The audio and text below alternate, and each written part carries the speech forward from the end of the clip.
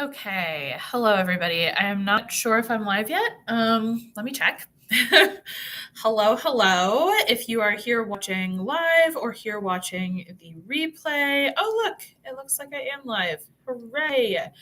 All right, so today we are talking about how to run an anti-capitalist business.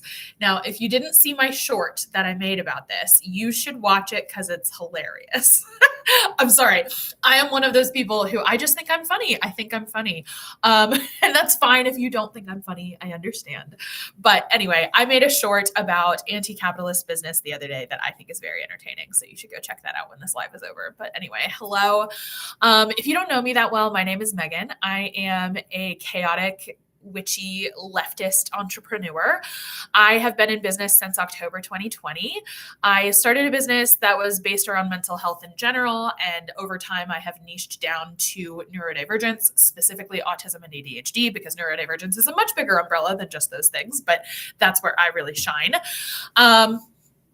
Let's see, I also now run this business, The Chaotic Entrepreneur, which is where I use my, going on almost 5 years of business experience to guide you through your business and to help you build the business that you actually want to participate in and not a business that is what you think it's supposed to be, but isn't actually fun or profitable or ethical or whatever it is that you're struggling with. So let's see, where should we start today? How to build an anti-capitalist business. I think first you just have to believe that that's even a possible thing to do. I think a lot of people believe that business and capitalism are the same.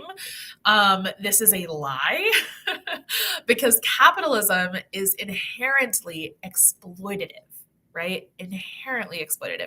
Exploitation is a part of the equation when it comes to capitalism. You cannot have capitalism without exploiting someone. Okay. Business does not have to operate that way.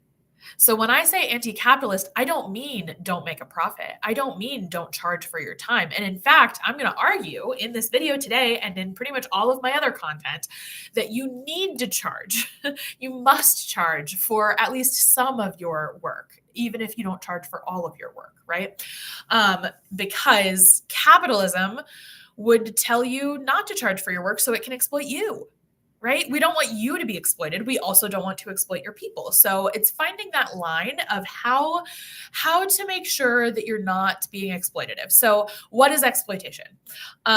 Exploitation in the most basic terms is when you take more than you give, right? It's when you take without giving something of equal or greater value in return for what you have gotten. Ill-gotten gains, right, is exploitation. So how can we run a business that's not exploitative? We have to give value, like real value.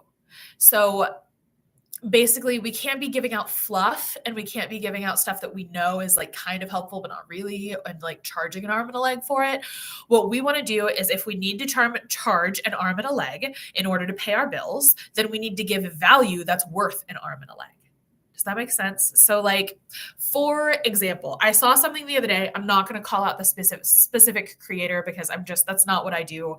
If I really had a problem, I would go talk to this person individually. But anyway, I saw something online the other day that I didn't love, right? Because it was someone selling prompts for how to get the best results out of generative AI. This is fine. If you like generative AI, that is okay. I don't know if I'm going to be the business coach for you because I don't love generative AI. I think it's very bad for the environment. I think it's bad for our creativity. And I think it's capitalism at its worst. It's trying to take the joy out of creating and outsource it to a computer. And I know I sound like such a fucking boomer, but I just have a lot of problems with AI, especially generative AI. I don't have a problem with like the background remover in Canva. Like, I think that's fine. But generative AI often steals from people who are actually doing the work in order to create what it's generating. And I just find that really gross. So anyway. That's a whole other ethical conversation we can have another time.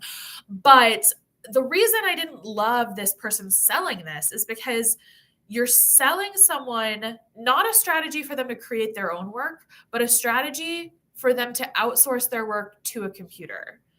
It just felt very fluffy and unhelpful and like so um and I could be so wrong about this. I've never used ChatGPT. Never. I have never used it. At least not that I can think of. I don't think I've ever used ChatGPT. I don't have it on my phone or anything. I don't have it on my computer. So I've never used ChatGPT. I have used generative art AI, which I regret. I should not have done that because art AI is even more stealing. It's really bad. So anyway. So maybe when it comes to generative AI, having those prompts to help you ask the right kinds of questions, maybe that's really helpful. But to me, that felt very not valuable and not providing a lot of value from your own brain. It was, let me teach you how to suck value out of a computer. It just felt very exploitative to me and very gross. So anyway, I might be super wrong about this one. So feel free to take it with a grain of salt. Take it with a grain of salt, whatever. But I don't love AI. I don't think it's good for us. And I do think it's deeply capitalistic because what's the best way to exploit something? We'll just make something do it that you don't have to pay. We don't have to pay AI to create all these ideas. Like it feels inherently exploitative, especially when you consider how much fresh water it uses up. Like literally so much fresh water. It's terrifying how much of our resources AI is using already. Anyway, okay, we're going to get off the topic of AI now, I promise. So creating an anti-capitalist business is about providing something of value. And whether something is of value or not is, like we just realized, in that conversation I just had with myself, is really, really up to the person creating it and the person buying it. I think there's some stuff that I don't think is valuable, but as long as the person paying you is getting value from it, the rest of us don't matter. Right? Like it doesn't matter what I think. I'm never going to pay for that. But what you really want is if someone gives you money, they get value in return. That is what we're aiming for. We just want to make sure that we are not prioritizing our comfort over other people's needs. Does that make sense? Like, not that you can't aim for comfortable. Please aim for comfortable. I want you to have financial comfort, like be able to take vacations, take some time off of your business. Like, I think that's amazing and you should strive for that. But what we don't want to do is say, well, I need to afford a vacation house, which means I need to charge this much money for my time.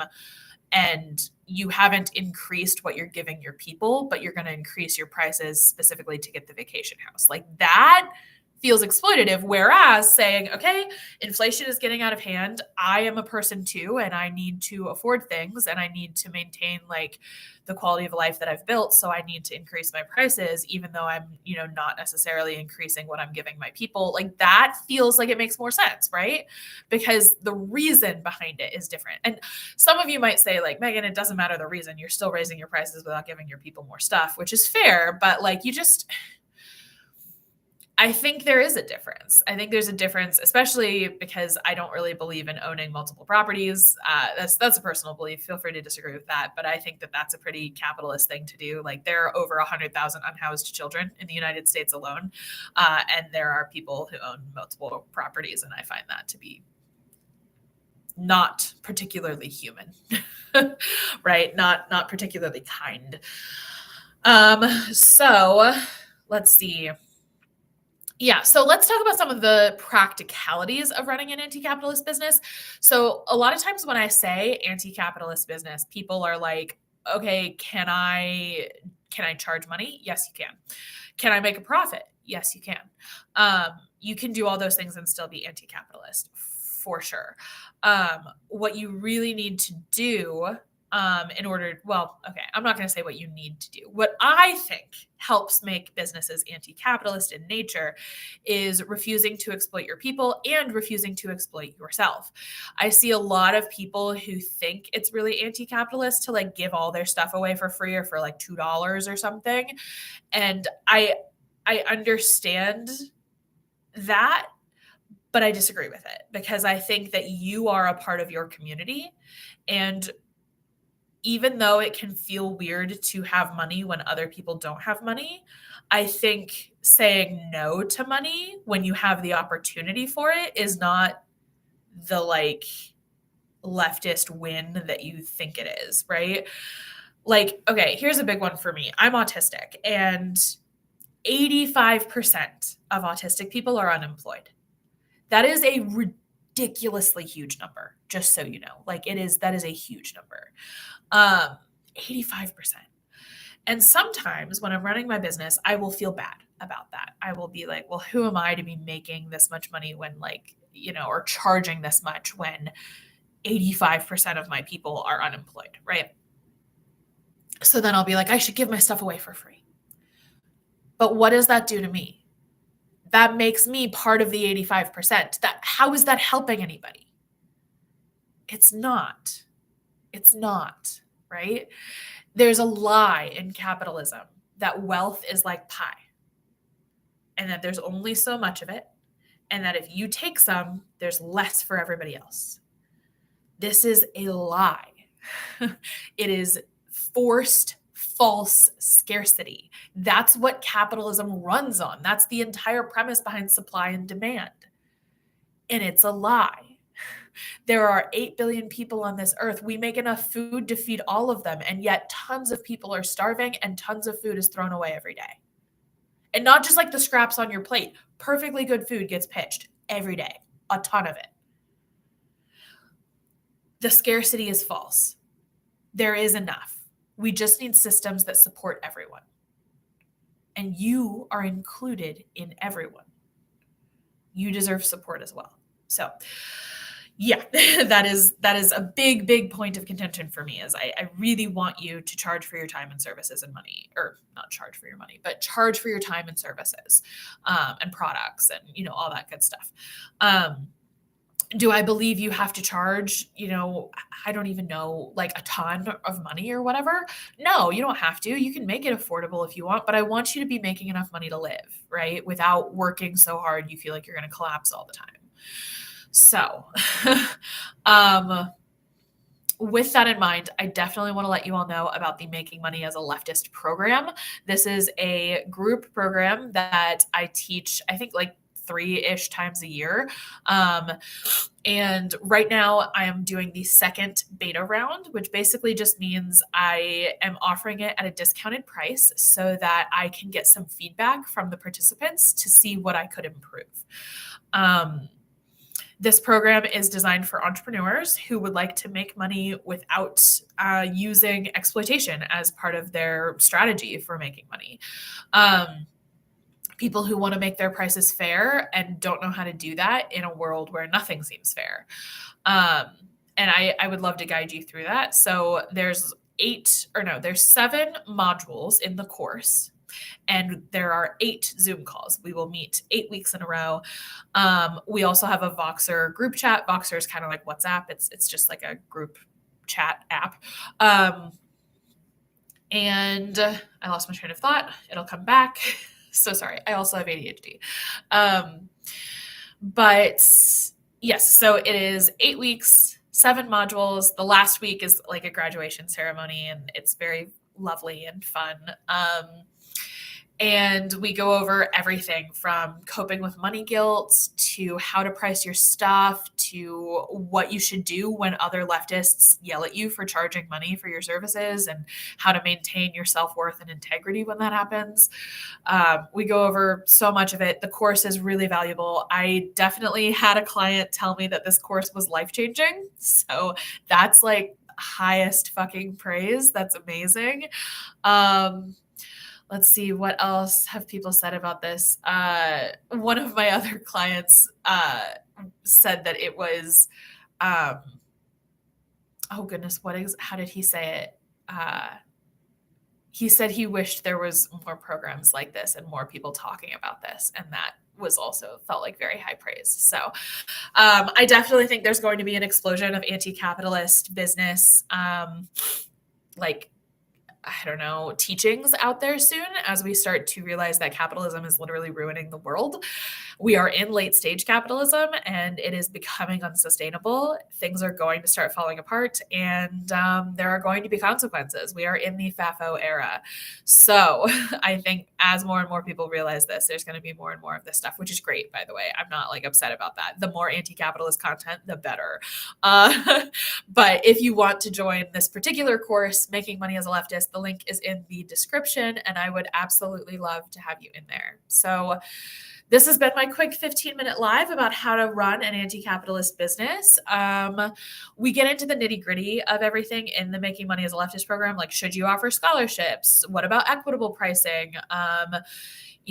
Payment plans. What about payment plans? Should I use those? Should I not? Like, what about interest? Should all of my plans be interest free or not? And so we talk about literally all of the nitty gritty in the program, and I would love to go through that with you. There are 6 spots left in the March cohort of Making Money as a Leftist. We start March 3rd, and let me think. The last day to join is February 24th. So you have 5 days to join if you would like. If you're seeing this after February 24th, please don't stress. Go to the link in the description. I almost said link in bio. That's funny. Go to the link in the description and look at the sales page. And if it's right for you, just click any of the buy now buttons and it'll take you to the wait list and you can get in the next time that I launch it. So thank you so much for watching and I will talk to you all later.